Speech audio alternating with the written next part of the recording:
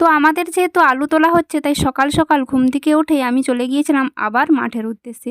আলু লাগাতে যাওয়ার সময় তোমাদের যে একটা পদ্মের বিল দেখিয়েছিলাম না, এই সেই বিল। এখন দেখো জল শুকিয়ে একদম অন্যরকম।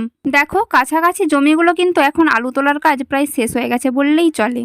যেহেতু এই জমিগুলোতে গাছ ছিল একদম তাজা, তাই তখন কিন্তু সেই গাছ তুলে ফেলে একদম এই পথের মধ্যে জড়ো করে রেখে দিয়েছে। পরে এটা শুকিয়ে যাওয়ার পর রাস্তায় চলতে কিন্তু খুবই অসুবিধে হচ্ছে।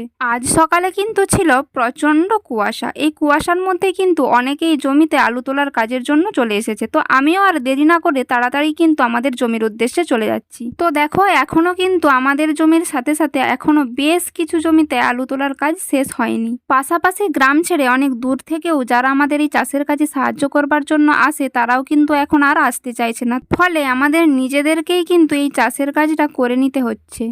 যারা অনেক দিন আগে থেকে এই চাষের কাজে সাহায্য করবার জন্য এখানে এসে থাকে, তারাই কিন্তু একমাত্র এই চাষের কাজে অন্যান্য চাষিদের সাহায্য করতে পারছে। তো আমিও পৌঁছে গেছি আমাদের জমিতে। আমাদের জমির কিন্তু আগের দিন থেকে আলু তোলা হচ্ছিল, তাই বেশ কিছুটা এখন শেষ হয়ে গেছে বললেই চলে। যেটুকু বাকি আছে সেখানে আমি এখন হেল্প করব। এই ভিডিওটা তোমাদের কেমন লাগলো অবশ্যই কমেন্ট করে জানিও। যদি ভালো লাগে অবশ্যই লাইক, কমেন্ট, শেয়ার ও সাবস্ক্রাইব করতে ভুলবে না। আজ এটুকুই, দেখা হচ্ছে পরের কোনো ভিডিওতে।